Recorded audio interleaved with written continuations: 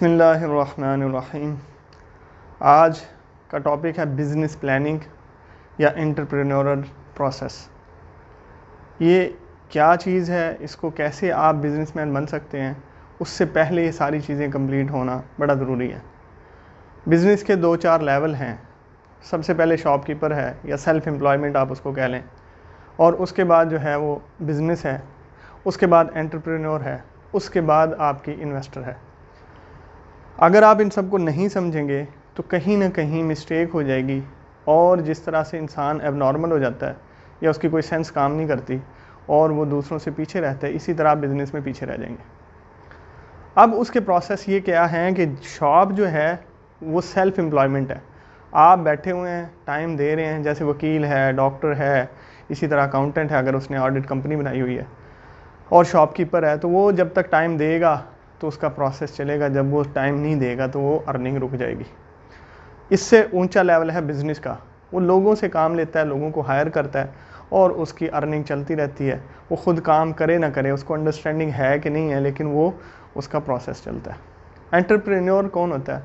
वो जो एक नया आइडिया लेकर आता है पूरी दुनिया के अंदर, या उस तरीके से बिज़नेस करता है जिस तरीके से पहले नहीं किया गया, तो उसको एंटरप्रेन्योर कहते हैं। और उसका जो लेवल ये है कि वो अर्निंग करता है, उसका स्केल बहुत बड़ा होता है। वो एक कंट्री, एक रीजन पे डिपेंड नहीं करता, बल्कि मल्टीपल कंट्रीज़ और all over the world business करता है। इसके बाद इन्वेस्टर है कि उसको खुद नहीं खुद समझ नहीं है कि मैं कैसे क्या करूं, कैसे पैसा लगाऊं, या कोई उसको अपना आइडिया नहीं देता, तो वो दूसरे लोगों के साथ इन्वेस्ट कर देता है। अब इसका प्रोसेस है, इसके प्लान है, अगर आप वो नहीं समझेंगे तो आप फेल हो जाएंगे। तो इसलिए फेलियर से बचने के लिए सबसे पहला जो प्रोसेस है वो है पीपल अंडरस्टैंडिंग। आपने लोगों के साथ चलना है। आपके एम्प्लॉय भी लोग होंगे, आपके कस्टमर भी लोग होंगे, उनका बिहेवियर आपको समझना है। लोग क्या पसंद करते हैं, लोगों का ट्रेंड किस तरफ है, लोगों किस तरह की चीज़ों को पसंद करते हैं, वगैरह वगैरह वगैरह। इसी तरह आपके सप्लायर जो हैं वो भी आपके पीपल हैं, और आपके जो रिलेटिव्स हैं वो भी पीपल है, आपकी सराउंडिंग जो है वो भी पीपल की है। अगर आप पीपल को अंडरस्टैंड नहीं करते, आप बिज़नेस प्रोसेस नहीं चला सकते, आपका बिज़नेस जो है वो कामयाब नहीं होगा। इसके लिए आपको एंटरप्रेन्योर बनने के लिए लोगों की माइंडसेट, लोगों का कंट्रोल, ये सारी चीज़ें समझनी पड़ेगी, क्योंकि उसने टीम बिल्ड करनी है। उसने लोगों को जो है उनकी सलाहियतों को अपने लिए इस्तेमाल करना है, और जो प्रोडक्ट या सर्विस वो लॉन्च करने वाला है पूरे ऑल ओवर द वर्ल्ड, वो लोगों की साइकी उनकी बर्निंग डिज़ायर के मुताबिक हो, उनकी कोई ना कोई सोल्यूशन जो उनको दे रहा हो या कोई ना कोई प्रॉब्लम सॉल्व कर रहा हो। तो इसलिए लोगों का समझना उसके लिए बहुत ज़रूरी है। अंडरस्टैंडिंग ऑफ द पीपल उसकी बिल्कुल क्लियर हो। दूसरी जो बात है वो है उसके पास प्लेस ऑफ प्रैक्टिस होनी चाहिए। सपोज़ एक बंदा चाहता है मैं अमीर बन जाऊं, मैं रिच बन जाऊं, और मेरे पास बहुत सारी दौलत हो। याद रखें, वो जो है वो जॉब करके दूसरों के लिए काम करके कभी भी रिच नहीं हो सकता। उसको अपना बिजनेस करना पड़ेगा। अब एक बंदा चाहता है कि मैं ना स्विमिंग सीख लूँ, या मैं गाड़ी चलाना सीख लूँ, मोटरसाइकिल सीख लूँ।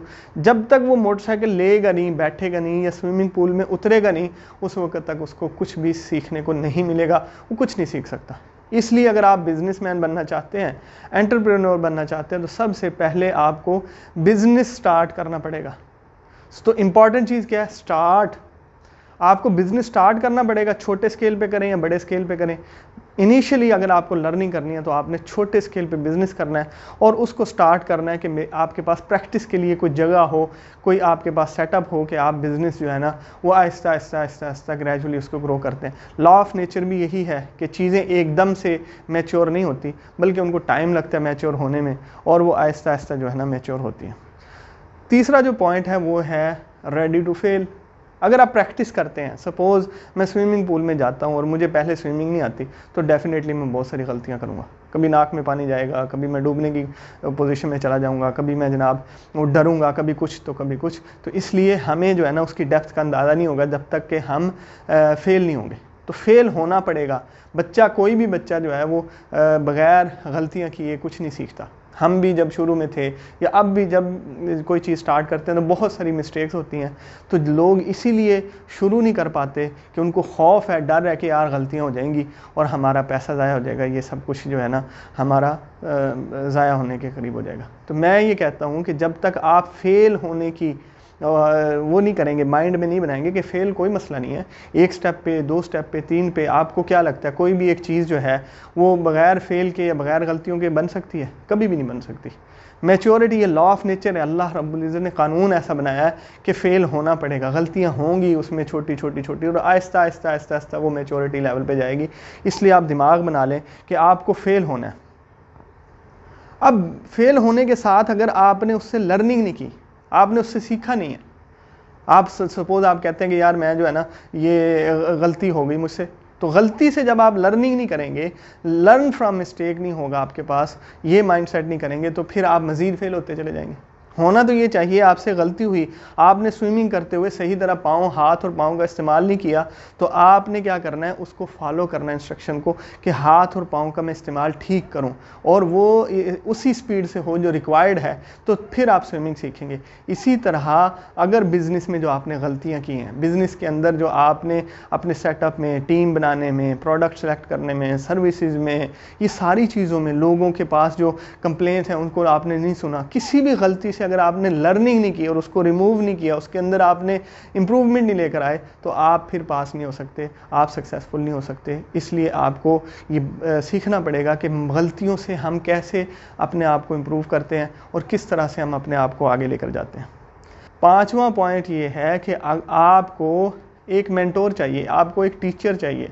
आपने सेलेक्ट करना है कि आपका सीनियर कौन होगा, आपने उससे गाइडलाइन लेनी है, क्योंकि ये कोई सर्टिफिकेशन तो है नहीं एंटरप्रेन्योर बनने की या बिजनेसमैन बनने की कि वहाँ से मैं सर्टिफिकेट ले आऊँगा और मैं जनाब बिजनेसमैन बन जाऊँगा। ये कोई दुनिया का इंस्टीट्यूट आपको ऐसा नहीं कर सकता, बल्कि अगर आप मेंटोर की छोटे छोटे स्टेप्स को फॉलो करते जाएंगे और उनको अपनी इम्प्लीमेंटेशन में लाते जाएंगे, फिर आप कामयाब होंगे। अगर आपका सीनियर ही कोई नहीं होगा, सिखाने वाला ही कोई नहीं होगा, जो चीज़ें मैं आपको सिखा रहा हूँ, आज दुनिया के अंदर कोई बंदा बगैर सीखे कुछ नहीं कर सकता। कहीं उसका मेंटोर ना हो, उसको सिखाने वाले ना हो, तो कुछ भी नहीं सीखेगा। अब साइकिल चलानी है बच्चे ने, लाजमी तौर पे उसको कोई ना कोई साइकिल ला के उसको कहेगा ये सीट है और यहाँ पे बैठना और ये पैडल है, तभी वो सीखेगा। तो इसी तरह बिजनेस में आपको मेंटोर तलाश करना है कि आपको वो बताने वाला हो कि जो है ना मैं आपने क्या करना है। समझ रहे हैं, मेंटोर बहुत ज़रूरी है। छठा स्टेप क्या है कि आपने प्रैक्टिस और फेलिंग और प्रैक्टिस, फेलिंग और प्रैक्टिस, अपने आप को बिजनेस की प्रैक्टिस में रखना है। आपका कैश फ्लो, आपका इनिशियल कैपिटल, आपकी प्रोडक्ट, आपकी सर्विसेज, आपकी टीम, आपका अकाउंट, आपकी सारी चीज़ें, प्लेस, लोकेशन, ये सारी चीज़ें आपकी मैटर करती हैं। तो इसलिए आपने उनको प्रैक्टिस में रखना है अपने, कि डेली जो है ना आपने लर्निंग करनी है, डेली जो है ना आपने उसमें प्रोग्रेस लेकर आनी है, उसमें इम्प्रूवमेंट करनी है। तो जब आप ग्रेजुअली आहिस्ता आहिस्ता प्रैक्टिस में लगे रहेंगे, तो उस वक्त जो है ना आपकी बिज़नेस ग्रो करेगा। तो ये आपके एंटरप्रेन्योर बनने के लिए स्टेप बहुत ज़रूरी हैं कि आपका माइंड सेट जो है ना वो बड़ा क्लियर हो, क्योंकि पैसे से बिजनेस नहीं चलता, माइंडसेट से चलता है। और ये जो ट्रेनिंग्स हैं, ये जो वीडियो हमने शुरू किए हैं, ये इसीलिए शुरू किए हैं कि हमने दुनिया के साथ कंपटीशन करना है, टेक्नोलॉजी में भी कंपटीशन करना है, डेवलपमेंट में भी कंपटीशन करना है, हमने एजुकेशन में भी कंपटीशन करना है, बिजनेस में भी कंपटीशन करना है, और वो बिजनेस होता है माइंडसेट के साथ। तो हम वो ट्रेनिंग देना चाह रहे हैं कि आपका माइंडसेट बने कि बिजनेस जो है वो किस तरह से किए जाते हैं और इनकी क्या थ्योरी है, इनके पीछे क्या साइकोलॉजी चलती है। तो ये सारी चीज़ें हम पढ़ा रहे हैं। इसलिए आपको क्या करना है, प्रैक्टिस में रखना है अपने आप को और अपनी गलतियों से सीखना है। और बिजनेस स्टार्ट नहीं करेंगे आप कामयाबी नहीं हो सकते, पहले से ही फेल है। 100 जिसने स्टार्ट नहीं किया 100% वो फेल है। तो इसलिए आपको स्टार्ट करना है। स्टार्ट सबसे मेन पॉइंट, जो की पॉइंट है ना, वो स्टार्ट है।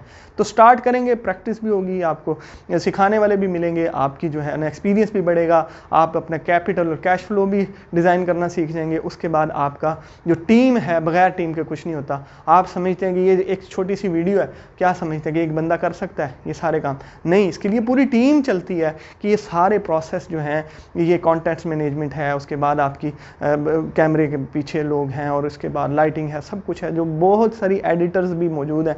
तो जब तक आपकी टीम आपके साथ काम नहीं करेगी, उस वक्त तक आप कामयाब नहीं हो सकते। तो बिज़नेस का ये पूरा प्रोसेस समझना है।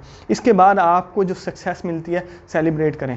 आप देख लें, एक बंदे ने जो है वो गेम खेल रहा है और उसने जब गोल किया, अगर वो सेलिब्रेट नहीं करेगा उसको, तो उसका पैशन, उसकी एनर्जी और उसकी जो है ना वो सारी सलाहियतें सामने नहीं आएंगी, वो इन्जॉय नहीं करेगा। उसका जो मेन पर्पज़ है वो यही है कि मैं जो है ना इन्जॉय करूं और मैं अपनी जो है ना सक्सेस को जो है ना सेलिब्रेट करूं। तो इसलिए आपकी छोटी अच्छी अचीवमेंट हो, जितना अच्छा उसको आप सेलिब्रेट करेंगे, आपको उतनी अच्छी मोटिवेशन मिलेगी, आपको उतना अच्छा जो है ना आप फील करेंगे और आप अगले स्टेप के लिए तैयार हो जाएंगे कि यार ये देखो मैंने ये अचीवमेंट कर लिया है, तो इसलिए मैं दोबारा ये काम करने जा रहा हूँ। तो इसलिए सेलिब्रेट करें उसको अच्छे तरीके से, पूरी टीम के साथ जो आपके हैं सेलिब्रेट करें कि हम सक्सेसफुल हो गए हैं, हमने ये टारगेट अचीव कर लिए हैं और अब हम जो है ये देखें आगे जा रहे हैं। तो टीम आपके साथ पूरी स्पिरिचुअल के साथ और पूरी वैल्यूज़ के साथ आपके साथ शामिल हो जाएगी। सेलिब्रेशन से ये फ़ायदा होता है कि टीम्स के पूरी की पूरी टीम का इमोशंस और उनकी पूरी की पूरी जो है ना सलाहियतें आपके साथ लग जाती हैं।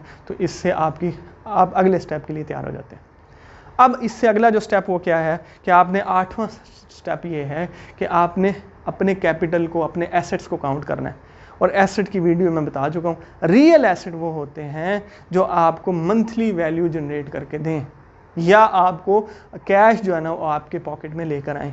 ये गाड़ी जो आप चला रहे हैं एसेट नहीं है, ये जो घर जिसमें आप रह रहे हैं एसेट नहीं है। इसी तरह ये जो बिल्डिंग या जो भी चीज़ें जो आप यूज़ करते हैं वो एसेट नहीं होते, अकाउंट्स में एसेट लिखे जाते हैं। रियल एसेट वो होते हैं जो आपकी पॉकेट में आपका पैसा लेकर आएँ। तो इसलिए आपने क्या करना है, आपने अपने एसेट को कैलकुलेट करना है और उसके बाद आप क्या करेंगे, रिपीट द प्रोसेस। जो पहला प्रोसेस मैंने बताया, दोबारा अंडरस्टैंड करें लोगों को, दोबारा उनके ऊपर रिसर्च करें, दोबारा लोगों को देखें एज अ होल पर्सन वो काम कर रहे हैं कि नहीं कर रहे हैं, उनका माइंड, उनका दिल, उनकी बॉडी, उनके स्पिरिचुअल वैल्यूज़ आपके साथ हैं कि नहीं हैं। सारी सलाहियतों के साथ आपके साथ काम करेंगे तो आपका बिजनेस ऑटोमेटिकली ग्रो करेगा।